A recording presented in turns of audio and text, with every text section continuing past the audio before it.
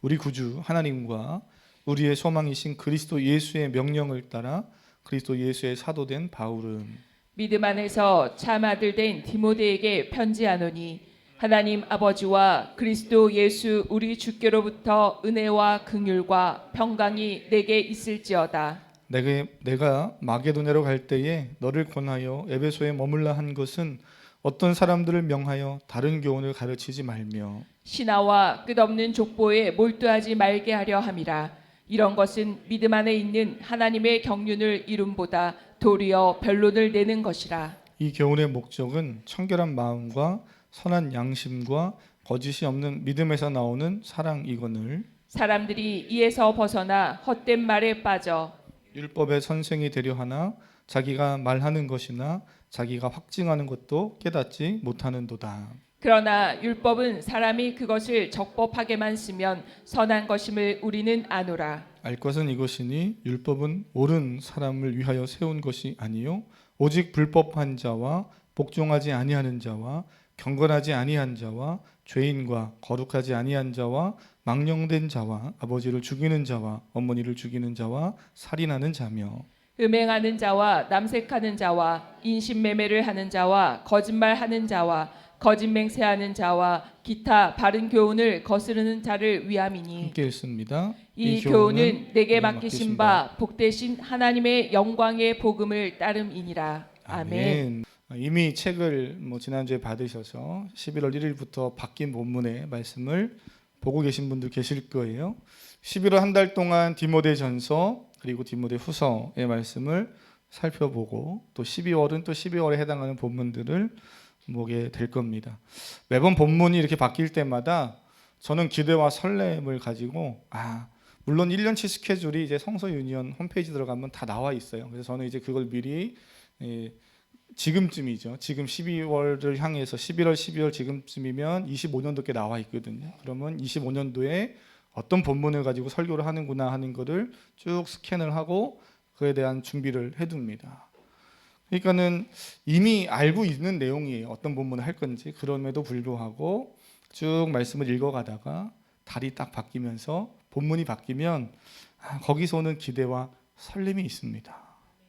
표정을 보시니 목사님은 있는 것 같은데 그 공감하는 분도 계시는 것 같고 뭐 이렇게 설레다고 이런 분도 계실 수 있는 것 같아요. 어떠신가요?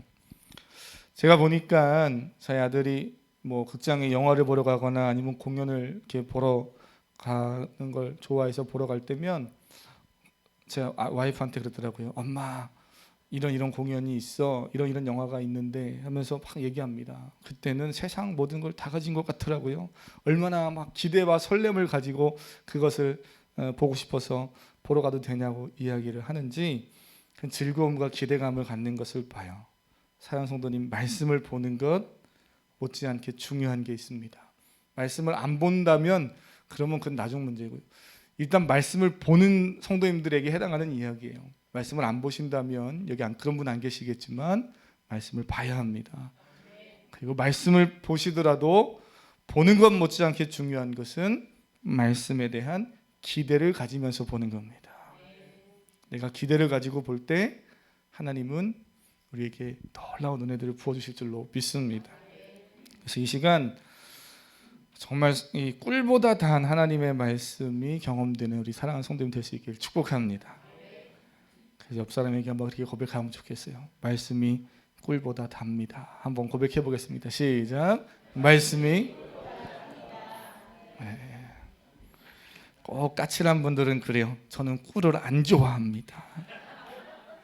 그냥 좀 좋게 받아주면 얼마나 좋아요. 그래서 사랑하는 성도님, 말씀이 꿀보다 달지요. 사실은 저희 교회는 이렇게 시작하면서부터 말씀 묵상을 어떻게든 성도님들의 삶에 이렇게 적용해서 할 수 있게 할까, 도와드릴 수 있을까 고민하면서 세미나도 하고 합니다. 근데 제가 이렇게 주일날 예배하는 거는 설교 시간이 아무리 길어야 제가 40분을 넘기잖아요. 그리고 보통 30분 정도 설교합니다. 그리고 대부분 보통 30분 정도 설교하시죠. 주일 낮에 목사님들이요. 근데 오후 예배 때라든지 이런 세미나를 하면 최소 1시간에서 1시간 반, 2시간 정도는 합니다. 어느 교회나 뭐 요즘 다니엘 기도도 보면은 그 아시죠? 보통 뭐 이렇게 세미나든 부흥회든 하면 1시간 그 이상은 1시간 반은 하죠. 우리 성도님들이 그렇게 예배를 앉아서 드리는 이걸 별로 안 해보셔서 말씀만 1시간 반 들으려고 하면 벌써부터 큰일 났다. 3주간 이제 이거 어떡하냐. 목사님 와서 힘든 거 아니냐 이렇게 걱정하시는 분이 계실 수도 있어요. 그런데 주여 아버지. 근데 사랑하는 성도님 마음을 열고 기대함을 가지고 보면 그러면 그 시간이 짧게 느껴집니다. 그런 경험 있으시죠? 제가 오늘 그 차 타고 오는데 극동방송에서 그런 얘기를 하더라고요. 그래서 잽싸게 막 메모를 해놓고 기억해놨어요. 사랑하는 사람과 같이 있으면 시간이 어떻게 간대요? 그렇습니다. 빨리 간다는 거예요. 저는 아내랑 같이 있으면 하루가 왜 이렇게 빨리 가는지 모르겠어요. 우리 사랑하는 성도님들과 같이 있으면 예배하는 시간이 너무 빨리 가요. 좀 더 길었으면 좋겠는데. 아멘 하면은 길게 할까 봐 못 하시는군요. 사랑하는 성도님, 하나님이 주시는 그 말씀의 기쁨을 가지고 살아가시길 축복합니다. 디모데 전서와 후서를 11월 중에 보는데 저는 참 감사한 것은 디모데 전서는 지금 우리 교회에게 너무나 필요한 말씀들을 주고 있어요. 우리가 보고 있는 디모데 전서는요, 흔히 목회 서신이라고 불리는 디모데 전서와 디모데 후서는 바울이 아들같이 여기는 믿음의 동역자요 후배라고 할 수 있는 디모데에게 교회의 리더로서 어떻게 지금 섬기고 있는 에베소 교회를 또 이렇게 잘 이끌어 가야 하는지, 동시에 교회 안에 있는 직분자들, 교회 공동체에게 주시는 귀한 영적 교훈들이 많이 담겨 있는 말씀입니다. 편지의 형태를 띠고 있기 때문에 당연히 편지니까 보내는 사람이 있고 받는 사람이 있겠지요. 누가 보냈겠습니까? 바울이 썼으니까 바울이 보냈겠지요. 누가 받았겠어요? 그렇죠. 디모데에게 썼으니까 디모데가 받았겠지요. 편지이다 보니 자연스럽게 인사말이 처음에 등장합니다. 오늘 1절과 2절에 그 인사말이 등장하는데 같이 읽어보겠습니다. 1절, 2절입니다. 시작. 우리 구주 하나님과 우리의 소망이신 그리스도 예수의 명령을 따라 그리스도 예수의 사도된 바울은 믿음 안에서 참 아들된 디모데에게 편지하노니 하나님 아버지와 그리스도 예수 우리 주께로부터 은혜와 긍휼과 평강이 내게 있을지어다. 아멘.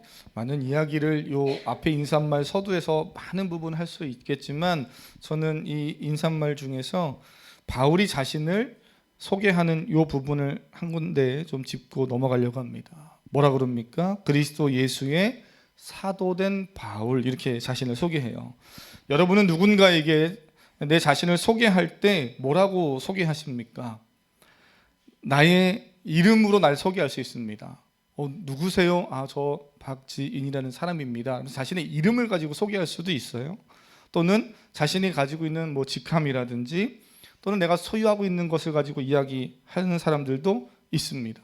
성도는 평소에 자신을 누군가 만났을 때 뭐라고 소개합니까? 가만히 생각해 보면 내가 내 자신을 소개하는 그것이 내가 중요하게 여기는 가치이기도 하고요. 어떤 사람은 그것이 그 인생의 자랑이기도 합니다. 예를 들면 이렇게 생각해 볼 수 있겠죠.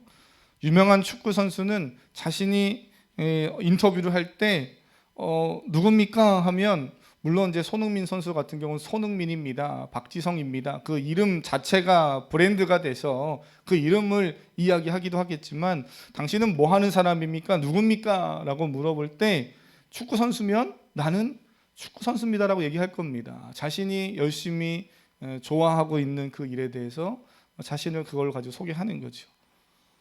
보컬이라면 나는 노래하는 사람입니다. 이게 부끄럽지 않을 겁니다. 그것을 자랑스럽게 여기고 그 가치를 인생에서 귀하게 여기는 거죠. 목사인 저는 뭐라고 그러겠습니까? 그렇습니다. 저는 어디 가서 누가 물어보면 목사님입니다 라고 말합니다. 근데 저는 그보다 우선하여서 우리 성도님들은 아마 저랑 신앙생활 하시면서 제가 그렇게 고백하는 거 많이 설교 가운데 들으셨을 겁니다. 목사인 거 맞는데요, 저는 누굽니까? 라고 물어본다면 저는 그리스도인입니다 라고 먼저 더 말하고 싶습니다. 그게 제일 자랑스럽습니다. 물론 목사 너무나 귀한 너무 직분이고 귀합니다. 그런데 저는 우리 모두는 목사 또는 권사, 장로 또는 성도 그런 교회 안에서의 직분 이전에 우리는 하나님 앞에 구원받은 하나님의 사람들이요 그리스도인임을 기억해야 되죠.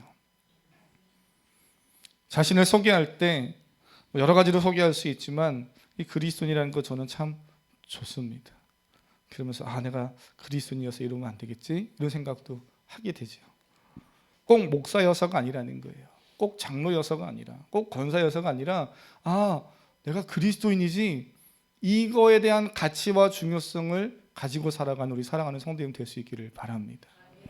바울은 예수 그리스도 복음이 그의 자랑이고 전부였어요. 그래서 편지를 보내면서 그리스도 예수의 사도된 바울이라고 말하는데 여기에는 두 가지 정도의 귀한 의미가 담겨 있지요. 하나는 예수 그리스도에게 속한 존재입니다. 나는 예수 그리스도에 속해 있습니다 하는 고백이 있는 거예요. 예수 그리스도가 내 인생의 주인이시고 예수 그리스도를 나는 따르는 자입니다 하는 고백이 있습니다. 또 하나의 고백은 예수 그리스도를 나는 전하는 존재입니다 라는 고백이 있는 거죠.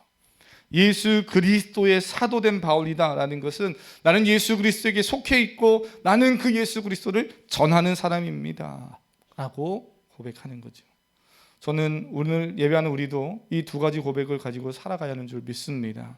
한번 고백해 볼까요? 나는 예수 그리스도에게 속했습니다. 시작. 나는 또 하나 나는 예수 그리스도를 전하는 자입니다. 아멘. 그런 자에게 오늘 바울이 고백하듯 하나님이 주시는 은혜와 긍휼과 평강이 가득한 은혜가 있기를 축복합니다. 그러면서 오늘 이제 셀 리더분들과도 셀 나눔을 하겠지만 3절부터 나오는 바울이 본격적으로 편지를 왜 쓰고 있는지에 대한 이야기들을 3절부터 보게 돼요. 한번 3절 4절 읽어보겠습니다. 3절 4절입니다. 시작.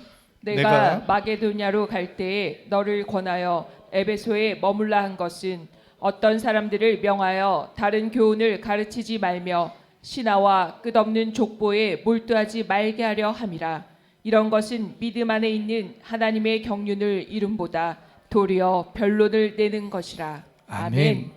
네, 바울은 선교 여정 중에 디모데를 에베소 지역에 머물게 합니다.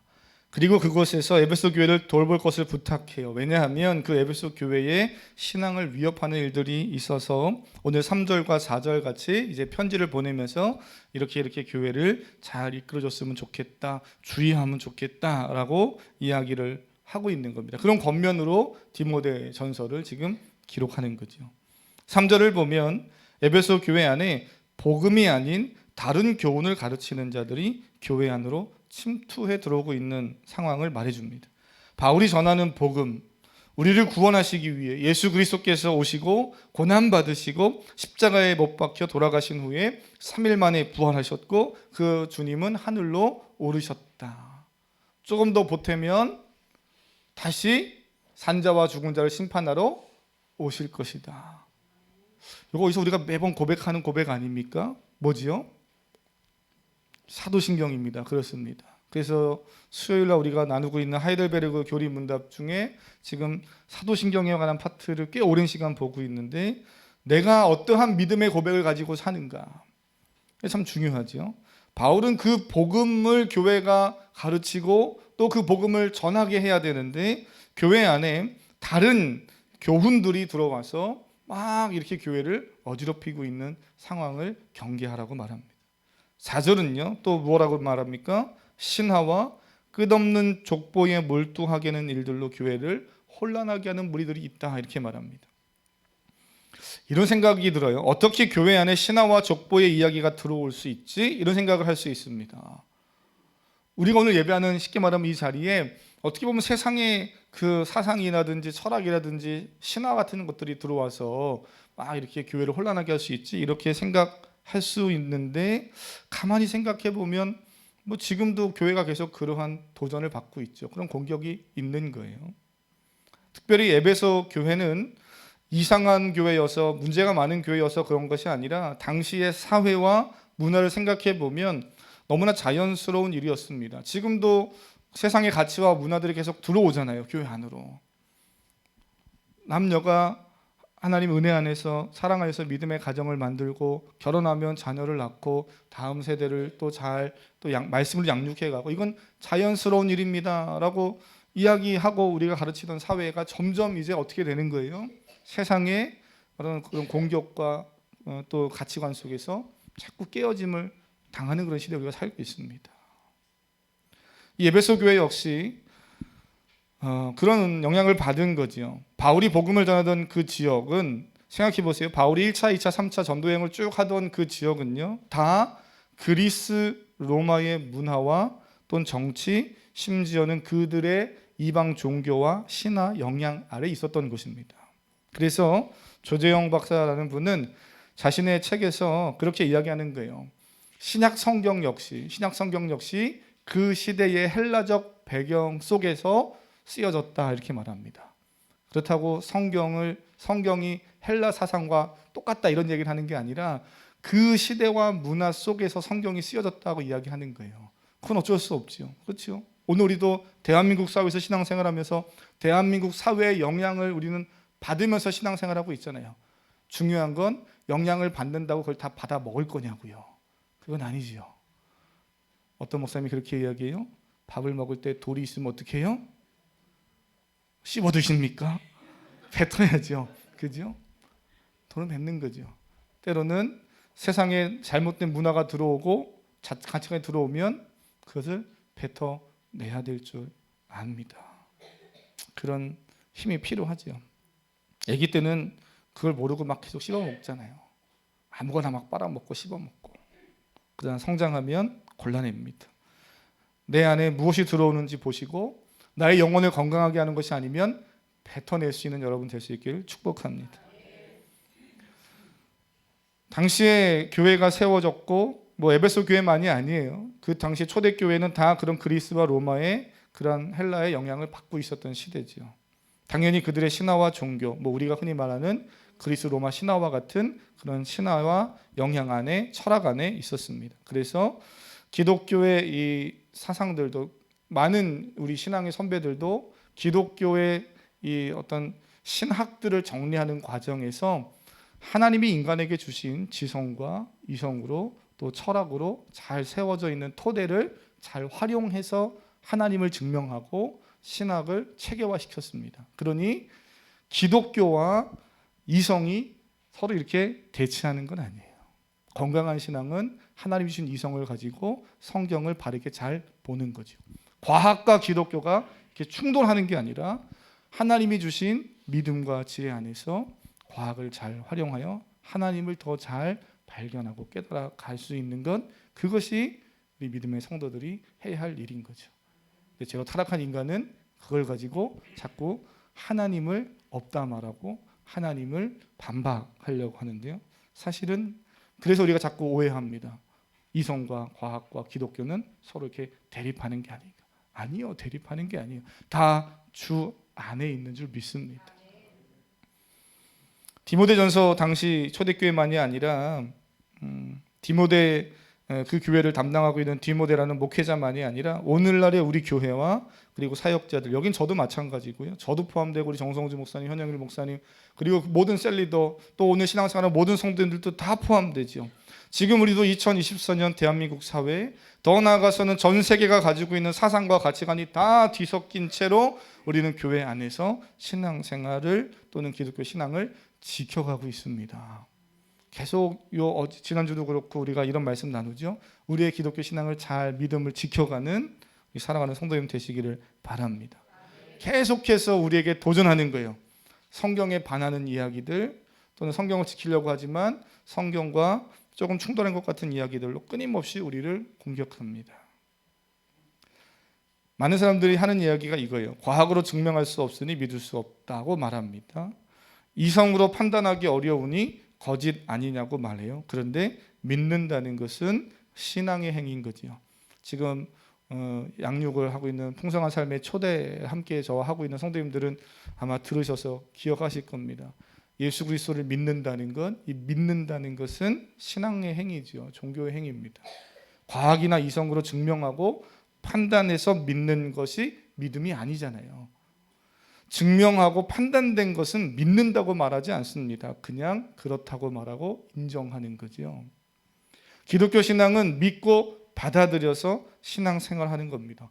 그렇게 신앙생활 시작했는데 그러다 보니까 말씀 속에서 때로는 하나님이 창조하신 세상 속에서 하나님이 보여지고 깨달아지고 알아가는 은혜를 경험하지요. 그러니 우리가 많이 들었던 얘기입니다. 신앙생활은 과학과 이성이 증명하고 판단해야 시작할 수 있는 것이 아니라 믿음으로 시작하면 보이고 깨달아지는 것, 그것이 신앙이고 믿음인 거죠.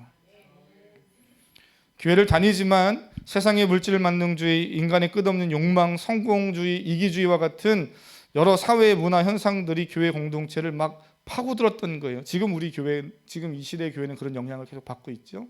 에베소 교회 안에는 오늘 본문에서 읽었듯이 3절과 4절에 그런 두 가지의 영향들이, 도전들이 계속 있었다는 거예요. 심지어 그런 사람들이 교회 안에 들어와서 교회 공동체를 흐트러뜨리면서 가르치는 자리에 올라가려고 하는 문제들이 있었다는 겁니다. 그래서 6절과 7절 보면 뭐라고 되어 있습니까? 한번 읽어보겠습니다. 6절, 7절입니다. 시작. 사람들이 이에서 벗어나 헛된 말에 빠져 율법의 선생이 되려 하나 자기가 말하는 것이나 자기가 확증하는 것도 깨닫지 못하는도다. 아멘. 교회 안에 이런 외부적인 공격이 들어오는 것도 심각한 문제지만 더 심각한 건 교회 안에 그냥 교회를 오래 다녔고 교회 연수가 길어졌고 신앙생활을 좀 했다는 이유로 더 심각한 건 그 사람이 세상에서 재력도 좀 있고 영향력도 좀 있고 뭐 여러 가지 세상에서 인기 있는 사람이라고 해서 자연스럽게 교회 리더를 세워야 된다고 말하면, 그러면 교회는 복음을 지켜갈 수 있는 힘을 점점 상실하는 거죠. 아무나 교회의 리더를 또는 셀 리더를, 교사를 세우면 안 되는 거예요.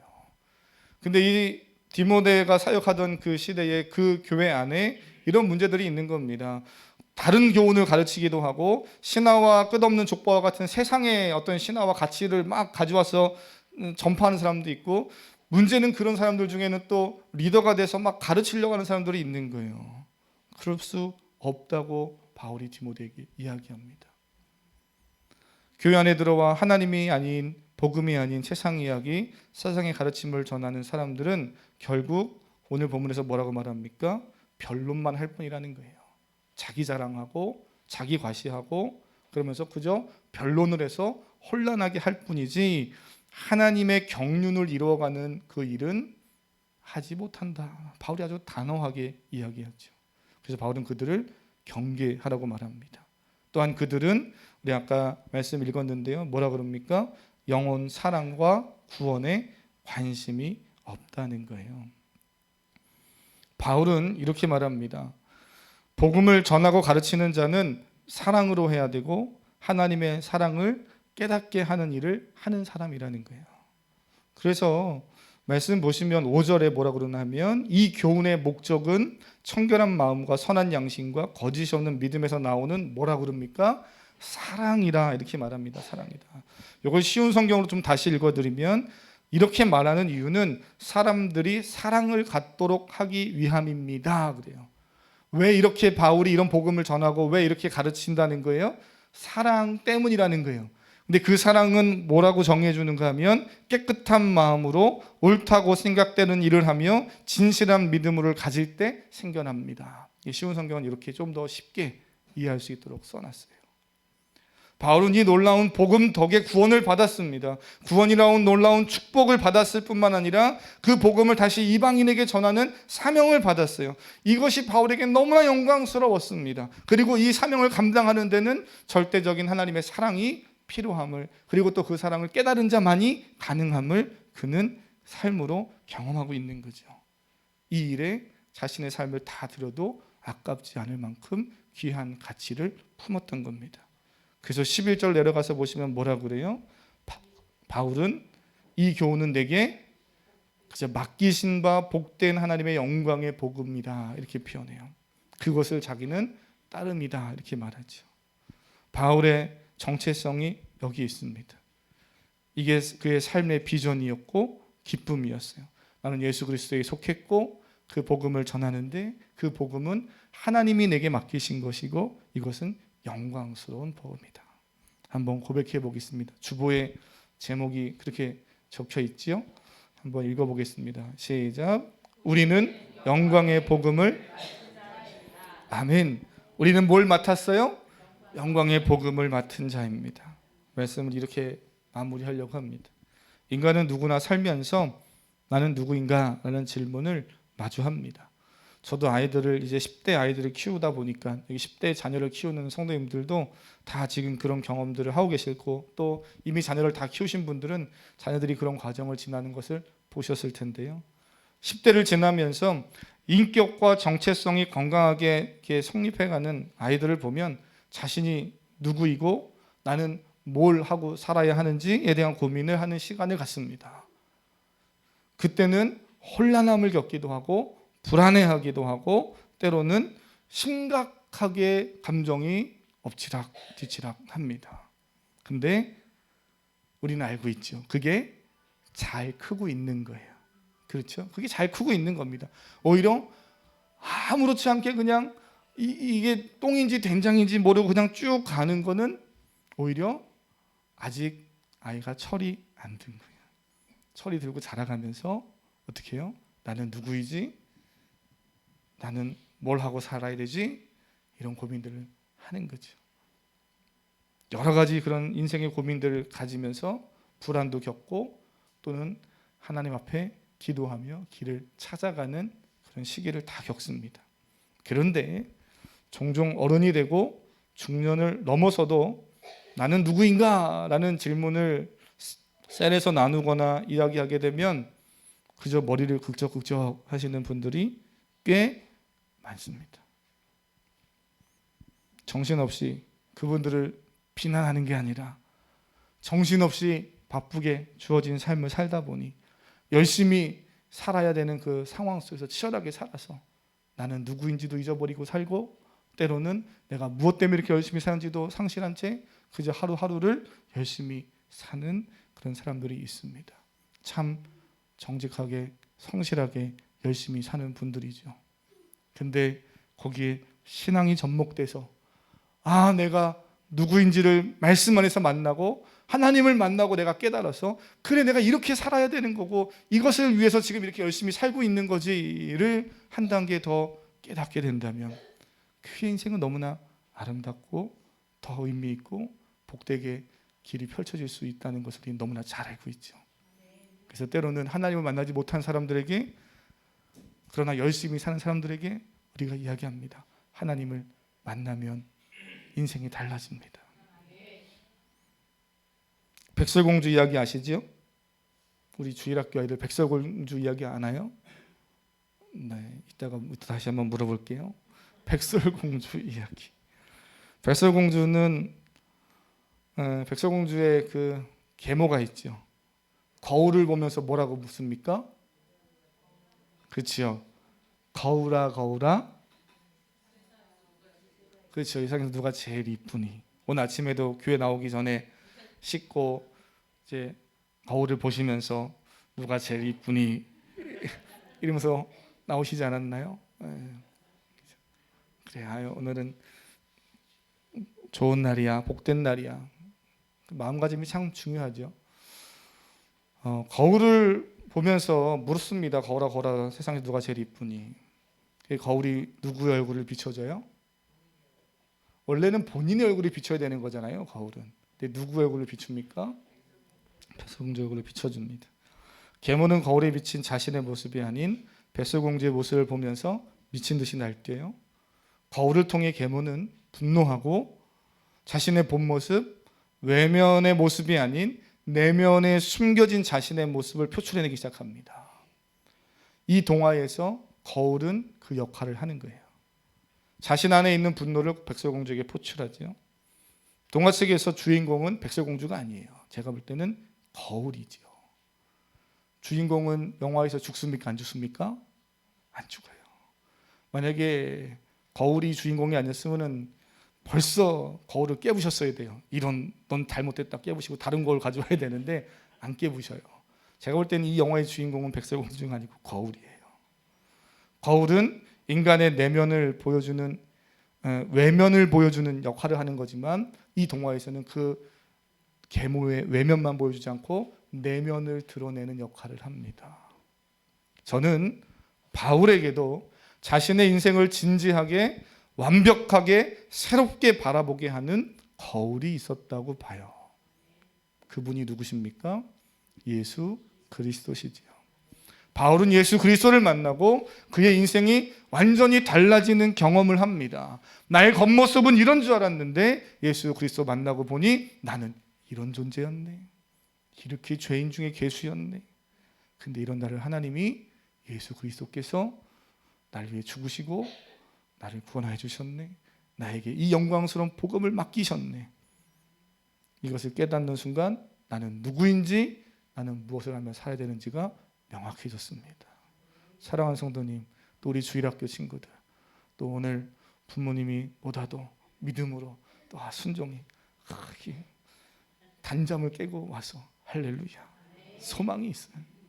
우리 학생들, 다음 세대들 말씀 안에서 하나님을 깊이 알아가는 귀한 은혜가 있기를 주님의 이름으로 축복합니다. 함께 그래서 찬양하기를 원합니다.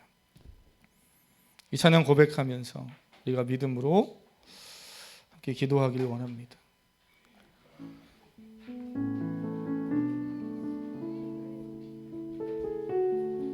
찬양하고 기도하실 때 하나님, 내가 예수 그리스도를 더 깊이 만나게 하시옵소서. 지금까지 교회만 다녔던 종교인이었다면 예수 그리스도를 내 인생의 주인 삼는 그리스도인으로 살게 하여 주시옵소서. 인생의 가치와 목적이 분명하게 깨달아져서 하나님이 내게 맡기신 영광의 복음을 전하는 삶을 살게 하시옵소서. 때로는 교사로, 정치인으로, 연구원으로, 예술인으로, 방송인으로, 가정주부로, 아빠로, 엄마로, 또는 자영업자로 다양한 역할로 우리는 세상 속에서 살지만 단지 돈을 벌려고, 단지 내가 하고 싶은 것을 이루려고 하는 것이 아니라 그 일을 통해 하나님의 복음이 증거되길 원합니다. 그 귀한 사명 깨닫는 우리 모두가 되길 축복합니다. 고백하겠습니다.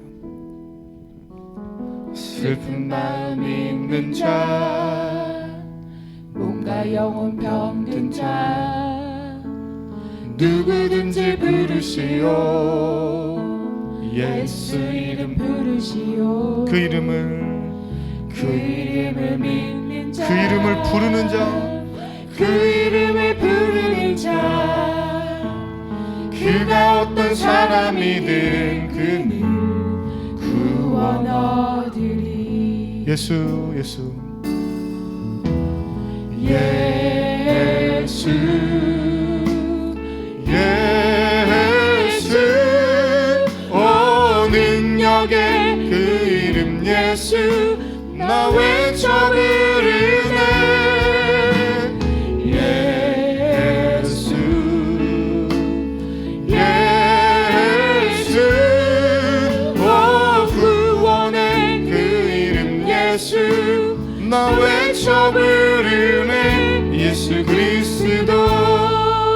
우리 한 번 더. 슬픈 마음 있는 자, 슬픈 마음 있는 자, 몸과 영혼 병든 자, 누구든지 부르시오. 예수 이름 부르시오. 그 이름을 믿는 자, 그 이름을 부르는 자, 그가 어떤 사람이든 그는 구원 얻으리. 예수 예수 예수 예수 오 능력의 그 이름 예수 나 외쳐 부르네. 예수 예수 오 구원의 그 이름 예수 나 외쳐 부르네. 예수 그리스도. 믿음으로 고백합니다. 예수 예수 예수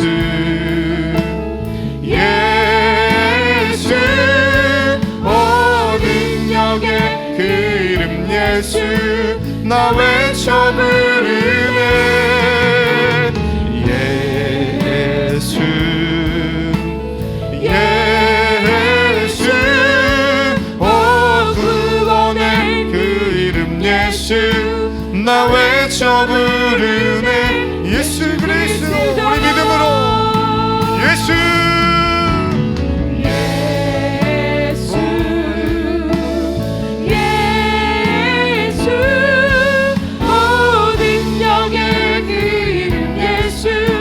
나 외쳐 부르네 예수 예수 오 구원의 그 이름 예수 나 외쳐 부르네 예수 그리스도 우리 그 주의 이름을 우리 세 번 믿음으로 한번 고백하고 오늘 말씀 붙잡고 기도하기를 원합니다. 기도하겠습니다. 주여